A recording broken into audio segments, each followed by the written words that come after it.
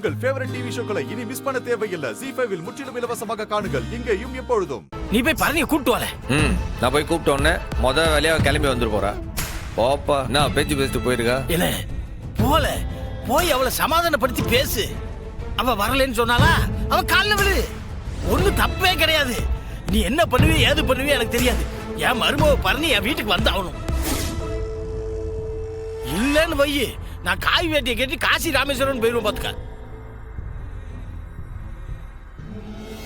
அண்ணா, அப்பாவும் அத்தையும் சொல்றது தானே சரி. நிச்சயம் மைனி உன்னால சமாதானப்படுத்தி நம்ம வீட்டுக்கு கூட்டிட்டு வர முடியும்னே. அண்ணே, தயவு செஞ்சு எப்படியாச்சும் மைனியை கூட்டிட்டு வந்துடுறேண்ணே.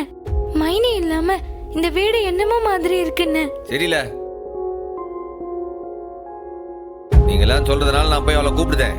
ஆனா கூப்பிட்டோன்னே அவ வருவான்னு எனக்கு நம்பிக்கை இல்ல. கிளே, பேசுற விதத்துல பேசினா எல்லாம் வருவா. ஆண்டவனையும் உன்னோட அம்மையையும் கும்பிட்டுட்டு கிளம்பு. உனக்கு துணையா இருப்பாவ.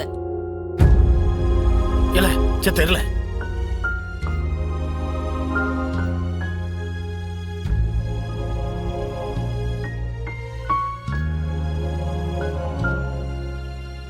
அண்ணே, இந்தாண்ணே. இங்க வா. சூடாமணி, நீதான் அவனுக்கு துணையா இருக்கணும். போய் கூப்பிட்டு வையா. அண்ணா, அவளை நேரா வீட்டுக்கு கூட்டிட்டு வர வேண்டாம். ஏதாவது ஹோட்டலுக்கு கூட்டிட்டு போய் அவளுக்கு பிடிச்ச மாதிரி ஸ்வீட் வாங்கி கொடுத்து கூல் பண்ணி கூட்டிட்டு வானே. இல்லை, முதல்ல வரட்டும்.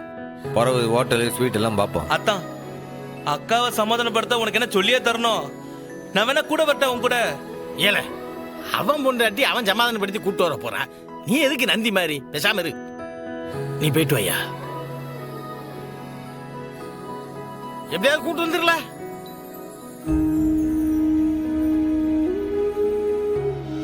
ZEE5 ஆப்பை டவுன்லோட் செய்து அனைத்து எபிசோடுகளையும் இலவசமாக பாருங்க.